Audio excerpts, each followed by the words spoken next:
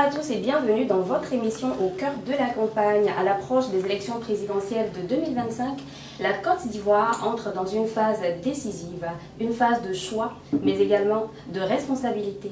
Dans un pays où les blessures du passé existent encore, la paix sociale reste notre plus grande richesse. Ce soir, dans votre émission Au cœur de la campagne, nous parlons d'un sujet essentiel, élections et paix sociale.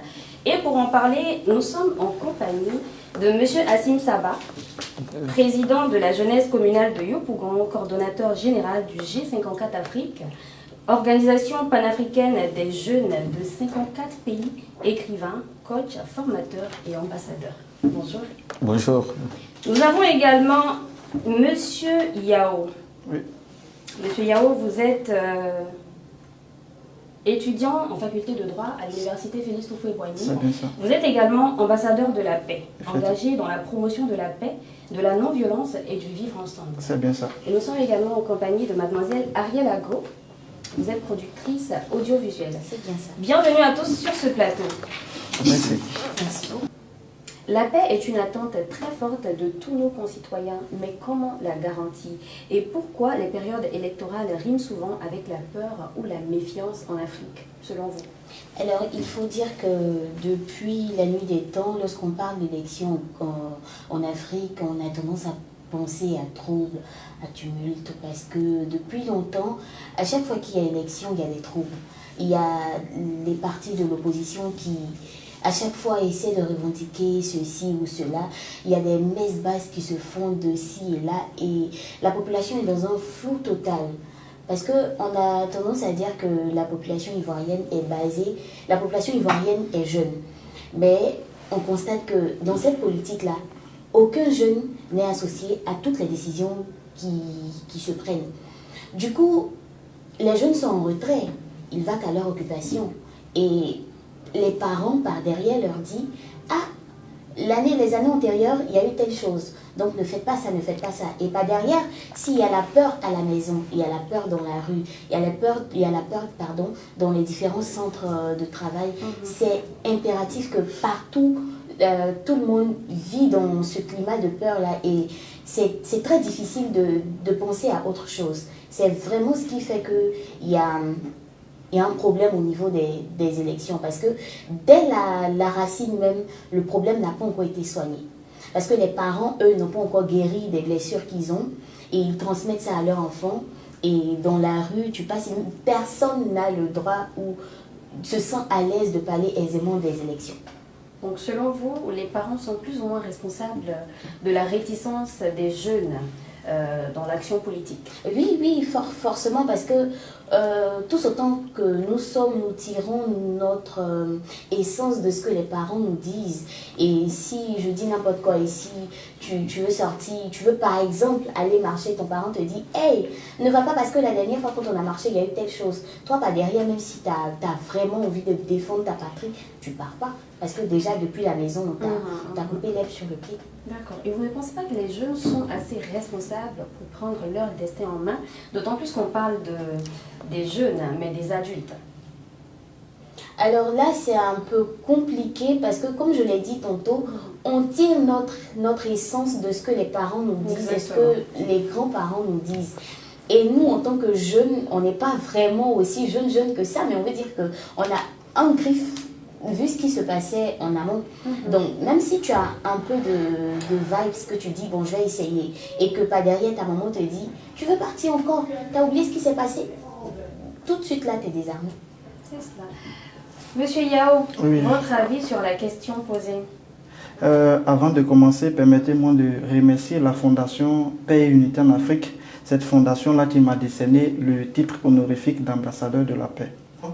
J'aimerais commencer mon intervention avec cet extrait de l'acte constitutif de l'UNESCO qui dit « Les guerres prenant naissance dans l'esprit des hommes et des femmes, c'est dans l'esprit des hommes et des femmes que doivent être élevées les défenses de la paix. » Fin de citation. Si en Afrique, les élections riment avec tout ce qui est tension, je pourrais dire c'est parce qu'il y a le manque de confiance en nos institutions et en nos personnalités, autant que moi. Pourquoi ce manque de confiance? Parce que tout est presque politisé. Excusez-moi, si tout à l'heure, moi, César, je me mets à dire que la route est gâtée, tout de suite, on me dit que je suis de l'opposition. Mais si je dis que la route est bien faite, on me dira que je suis du côté du parti au pouvoir. Alors que c'est pas... en fait, je veux dire que tout ne doit pas être politisé. On doit laisser chaque citoyen à pouvoir s'exprimer librement. Mais si tout est politisé, c'est une évidence que les élections riment avec tout ce qui est violence et tout ce qui est la peur. Aussi, nos leaders politiques eux-mêmes.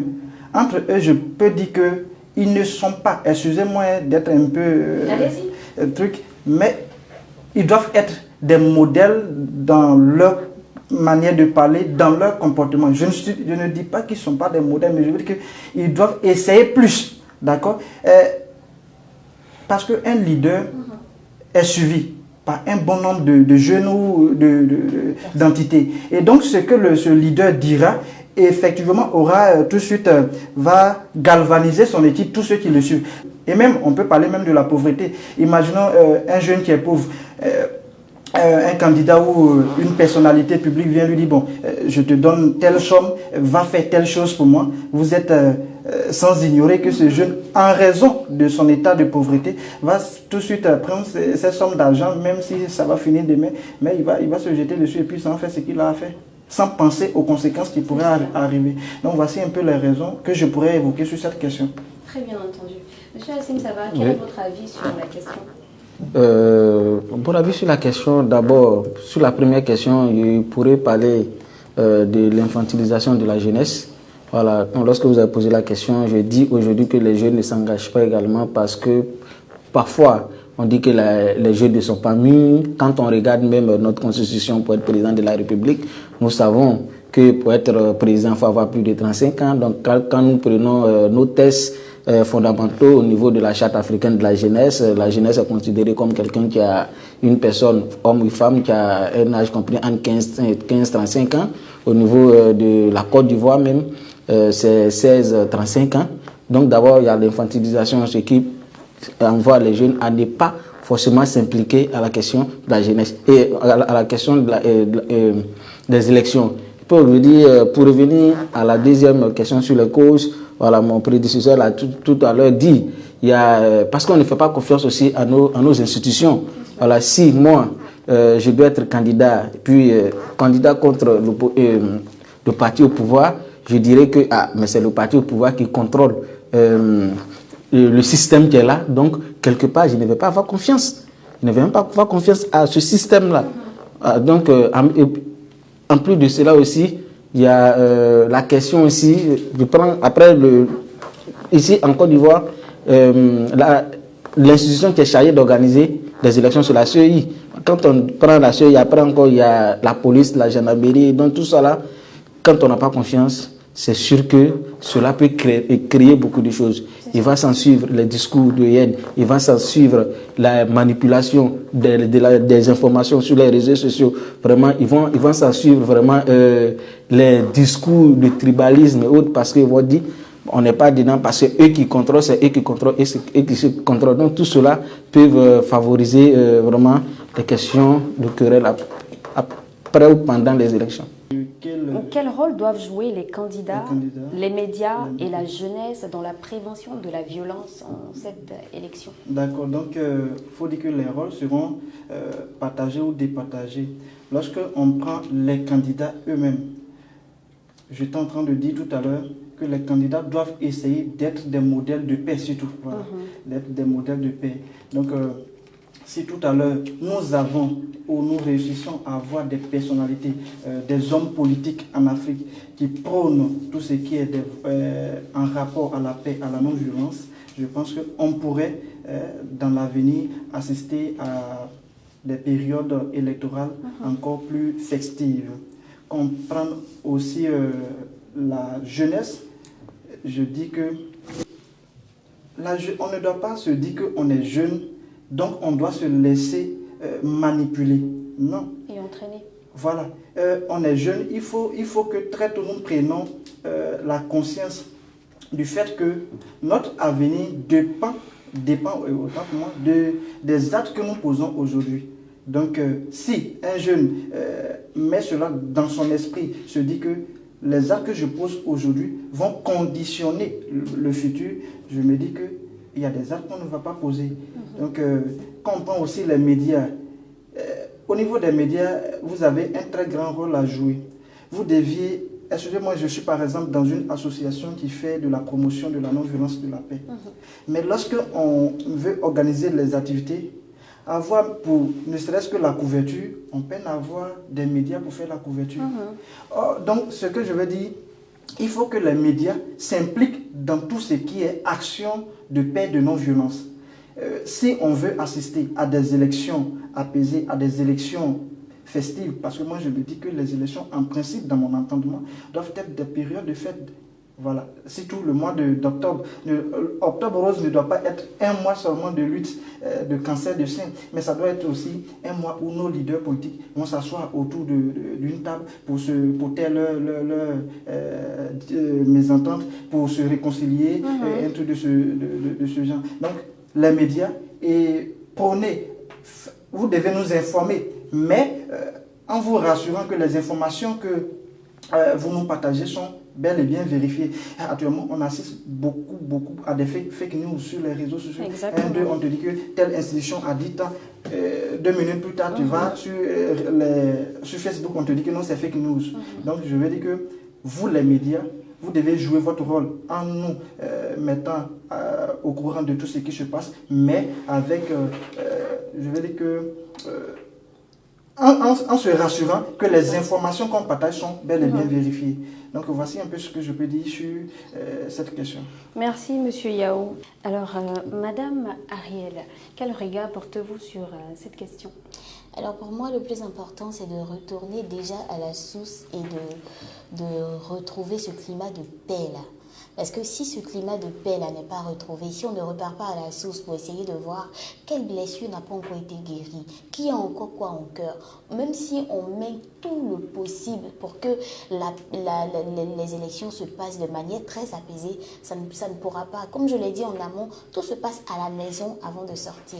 Si déjà à la maison, il y a des tumultes, il y a des trucs du genre, et on est en octobre, il faudrait qu'on fasse des provisions, il faudrait qu'on cherche à partir par exemple au village, même si toi-même, de ton fort intérieur, tu as bien envie que les élections se passent bien. Mais quand tu réfléchis à ce qui s'est passé avec ta tante dans le passé, tu as déjà des blessures. Et ça, on est beaucoup à avoir vécu ce genre d'expérience-là. C'est ça. Il y a beaucoup de personnes qui disent que « ouais, j'ai laissé tomber, mais dans le fond, c'est pas ça ». Donc, retourner à la source, remettre ce climat de paix-là, et puis... Après, les choses vont s'en suivre, forcément. Donc, selon vous, la sensibilisation doit commencer déjà dans nos foyers? Ouais. C'est bien noté. Monsieur Hassine Saba, quel regard portez-vous sur la question posée? Ok, merci. Il y a tellement de choses à dire sur la question. Parce que tous les acteurs, quelque part, ont quelque chose à voir. Tout à l'heure, vous avez demandé au niveau même des hommes politiques, qu'est-ce que les hommes politiques doivent faire? D'abord, les hommes politiques doivent avoir en eux ce qu'on appelle la morale politique.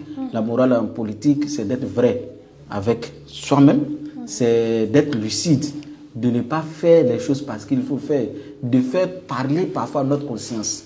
Aujourd'hui, nous avons laissé toutes ces vertus parce que quelque part, on a un projet qu'on défend, qui est le projet peut-être de ma formation politique. Donc, parfois, ces projets ne vont pas avec notre éthique. Donc, on doit accepter parce que quelque part, c'est le parti qui demande ou bien passer. Donc, pour moi, les hommes politiques doivent avoir ce qu'on appelle la morale en politique. En plus de cela, les hommes politiques doivent donner l'exemple.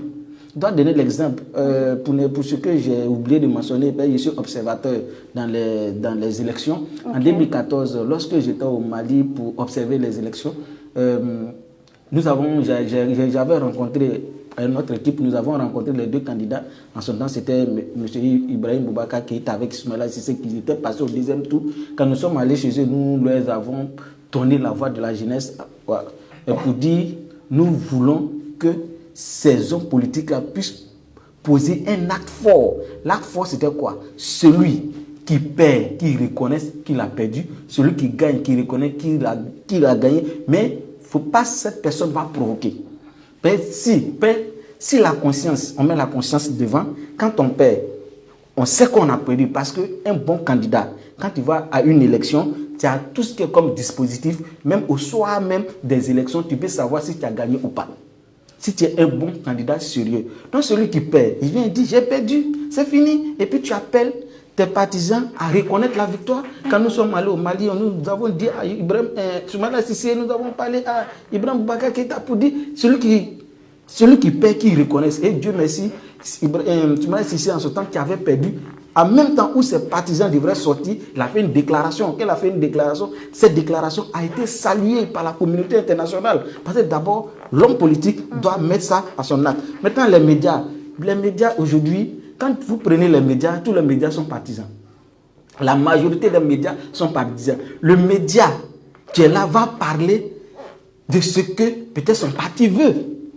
Si on essaie de mettre dans nos codes ce que nous avons appris, la déontologie, on donne la bonne information, on donne l'information juste, on donne l'information ce que les autres veulent savoir. Si on fait comme ça, va beaucoup éviter certaines tensions. Les médias aussi, éviter également d'aller prendre seulement les informations sur les réseaux sociaux. Or, quand il y a une information, il y a les systèmes de vérification des informations. Je prends une information, en même temps je plaque l'information parce que ça fait du buzz. Je veux être dans le buzz. Donc ça ne peut pas marcher. Les jeunes aussi, ce que les jeunes peuvent faire, c'est d'être des acteurs de paix. C'est de sensibiliser, c'est de se parler. Parce que nous avons un seul pays. Si le pays se gâte, on va aller où? Donc chacun à son niveau a quelque chose à faire. Les institutions doivent essayer d'être crédibles. Les institutions doivent tout faire pour avoir la confiance de tout le monde. Donc, selon moi, tout le monde a sa part. Si les médias font leur travail par rapport à leur déontologie, si les institutions chargées des élections vraiment respectent à la lettre leur cahier de charges, si les jeunes se transforment en acteurs de paix, si les hommes politiques prônent vraiment la réconciliation, le vivre ensemble, c'est que aux échéances des élections, nous allons fêter la paix et non la guerre. Que peut faire chaque citoyen pour maintenir la paix dans sa communauté? Merci. Cette question d'abord me renvoie directement à parler des actions que la jeunesse communale de Yopougon a menées depuis ce temps. Il faut dire que depuis, nous avons été élus en janvier. En janvier, nous avons fait tout ce qu'on pouvait, mais lorsque le gouvernement nous a donné le calendrier des élections, qu'est-ce que nous avons fait? D'abord, nous avons décidé de rencontrer tout ce qui est comme forces vives de la commune. D'abord, à commencer par les forces de l'ordre. Voilà, nous sommes rendus à la gendarmerie, à la police, pour créer vraiment ce dialogue de confiance là entre la jeunesse et les forces de l'ordre. Et nous avons pu créer ce dialogue là où nous avons demandé à ce que les forces de l'ordre puissent désigner des relais dans tous les quartiers, où nous avons mis ces relais en contact avec nos différents présidents dans les différents quartiers. En plus de cela, nous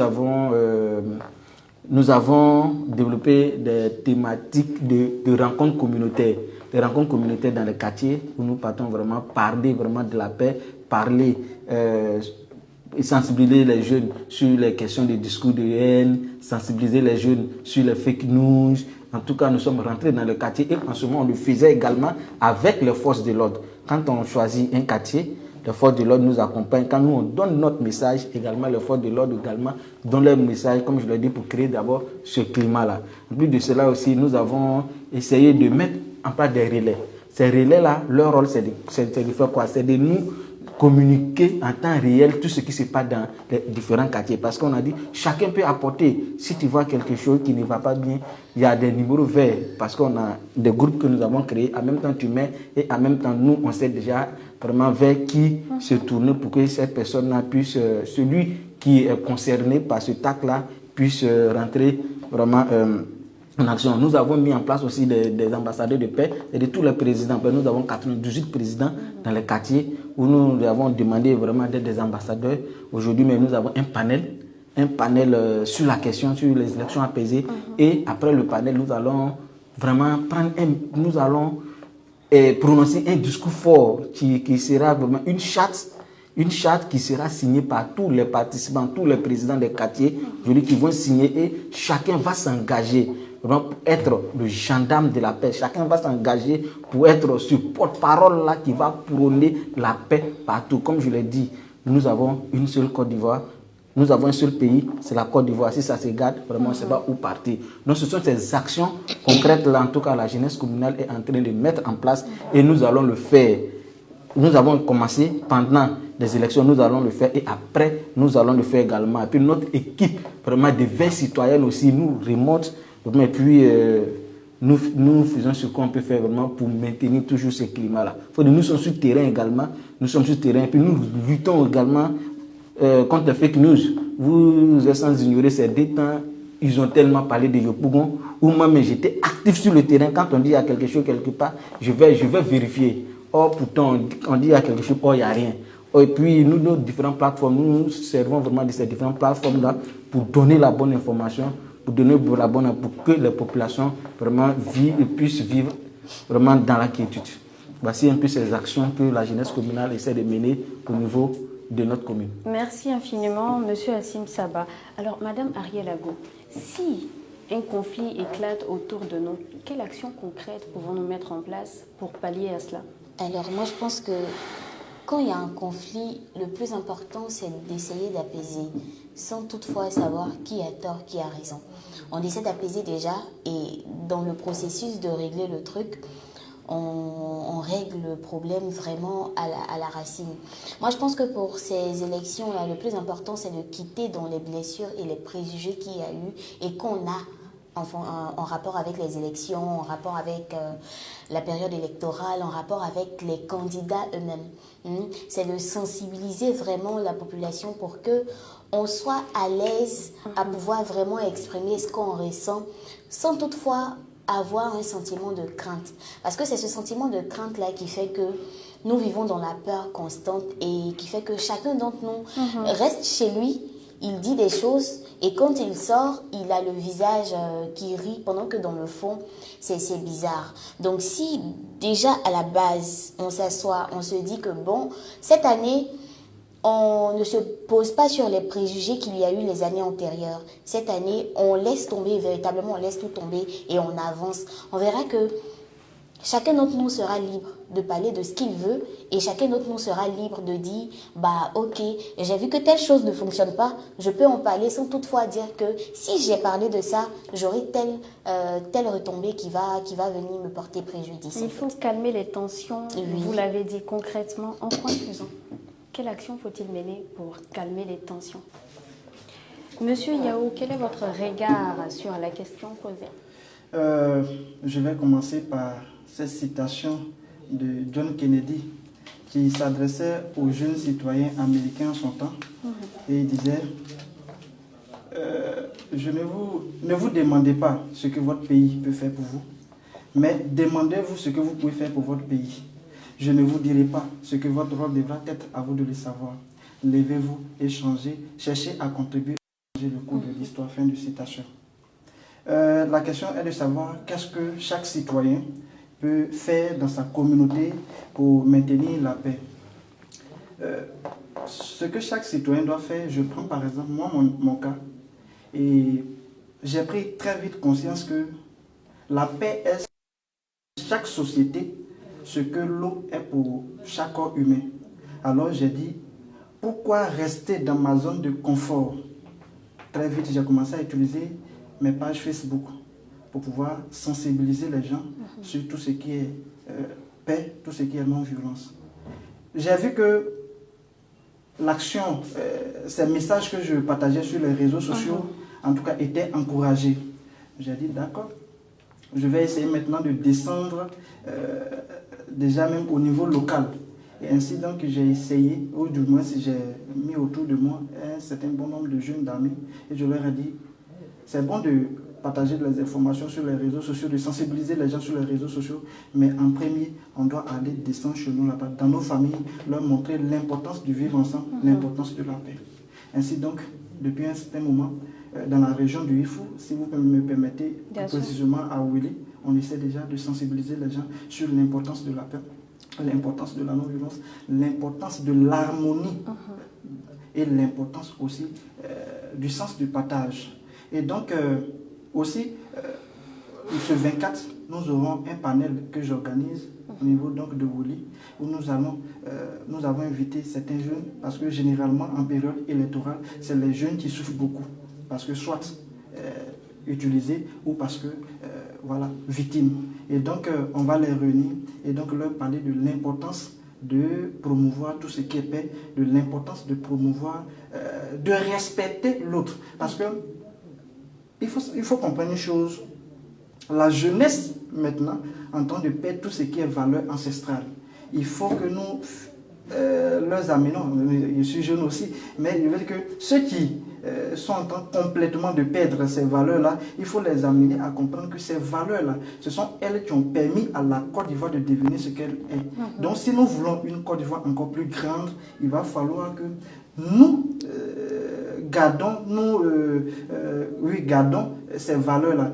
Il ne faudrait pas que nous les laissions au détriment d'autres valeurs occidentales et européennes. Il faudrait aussi que, comme je l'ai dit tout à l'heure, les jeunes savent ou sachent que notre avenir dépend de ce que nous faisons aujourd'hui. Si aujourd'hui je me mets dans les rues en train de tout casser, qu'est-ce que je laisse à mes enfants? Qu'est-ce que je laisse à mes petits frères? Merci infiniment. Monsieur Hassim Sabah, vous souhaitez renchérir? Oui, renchérir en allant sur 2 points. Tout à l'heure, il a parlé, avant de commencer, il a commencé par la constitution de l'UNESCO de 1945, voilà, qui disait que les guerres naissent dans l'esprit, les hommes, et puis c'est dans l'esprit des hommes également. Il faut trouver vraiment tout ce qui est compris pour éradiquer cela. C'est cela. Prenons cela, l'UNESCO veut dire quoi? L'UNESCO veut dire, avant, pour atteindre la paix, on utilisait des moyens, soit les moyens politiques ou les moyens militaires. Mais l'UNESCO dit, en plus de ces moyens politiques et les moyens militaires, il faut aussi des moyens comme l'éducation, les moyens, la culture, les moyens, la communication, les moyens, la science. Parmi ces 4 moyens-là, je peux prendre chaque moyen pour développer, mais je vais m'attarder un peu sur le moyen par rapport à la culture. Quand je prends les moyens par rapport à la culture, en 2010, l'Union africaine, dans sa démarche, a dit désormais pour le règlement des conflits, on adopte un système qui est quoi? La justice transitionnelle. La justice transitionnelle, c'est le fait de recourir à notre moyen traditionnel de règlement de conflits. On a des moyens, mais on a laissé tout pour aller à l'occidentalisation de notre culture. Avant, quand je prends l'exemple du brassage ethnique, quand je prends l'exemple du mariage même entre 2 fils des régions, quand je prends l'exemple également de... on appelle ça même... le mot m'échappe un peu...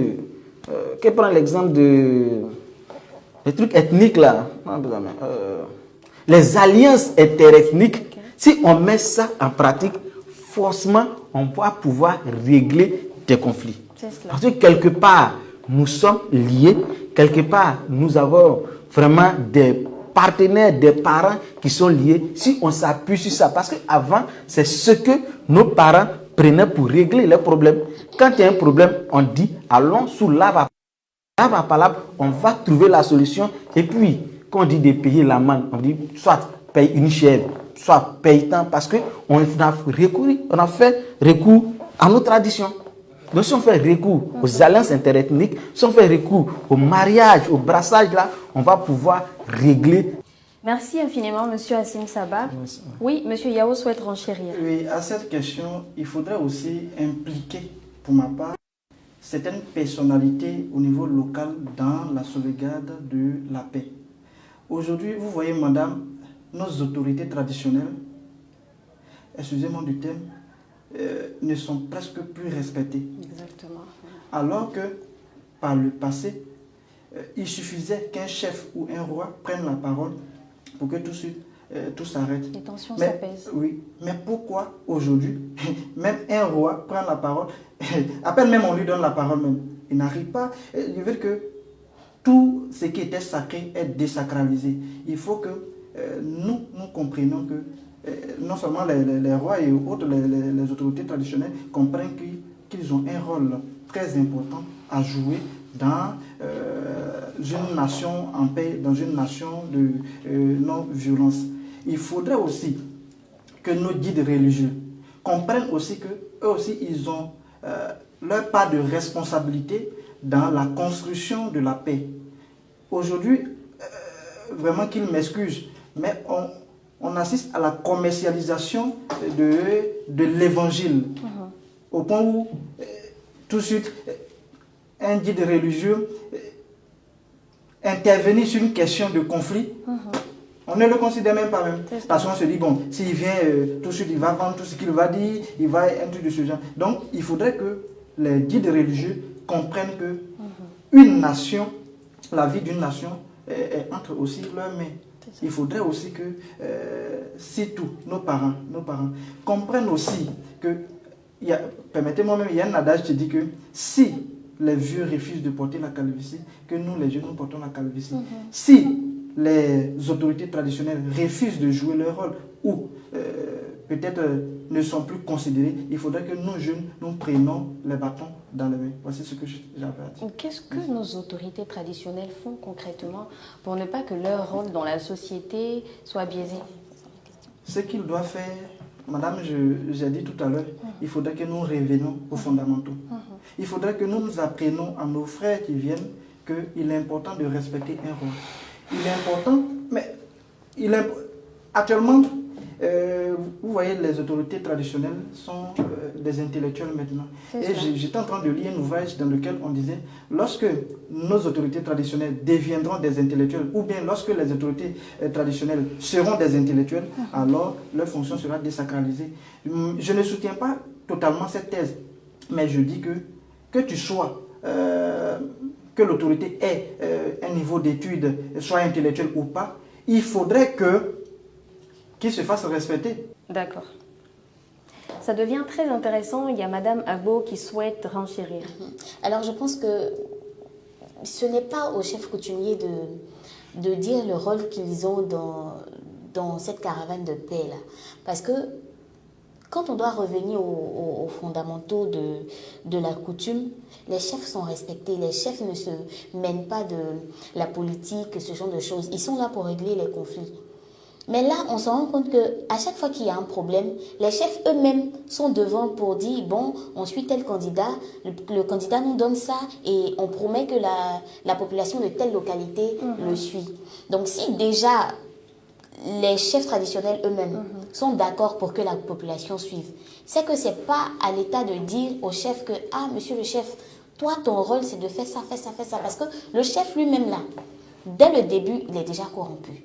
Donc, le souci, c'est, comme je l'ai dit en amont, c'est de repartir vraiment à la base et de mettre tout le monde à sa place pour dire, toi, ton chef, ton rôle, c'est de faire ça, ça, ça, ça, ça. Laisse-nous gérer notre affaire de politique. Non, madame, au fait, ce que je dis, je ne dis pas que l'État doit, d'accord, montrer aux chefs ce qu'il doit faire. Mais je dis que les chefs, d'accord, nos autorités traditionnelles doivent se faire respecter. Ils doivent savoir qu'ils sont, si vous voulez, cette liaison entre nos, comme Amadou Koné pouvait dire, les morts ne sont pas morts. Donc, c'est-à-dire la transition entre le monde spirituel et le monde visible et invisible, c'est eux. Donc, ils ont un rôle très important dans le processus de la personne. Je n'ai pas dit que c'est l'État qui doit leur... Eux-mêmes savent déjà ce qu'ils doivent faire, leur fonction. Ce qu'on comprend, c'est que la paix n'est pas qu'un discours, elle commence dans nos mots et dans nos actions et également dans la façon dont nous acceptons le choix de l'autre. Merci infiniment de nous avoir suivis et on se donne rendez-vous sur Ivoire 365 TV.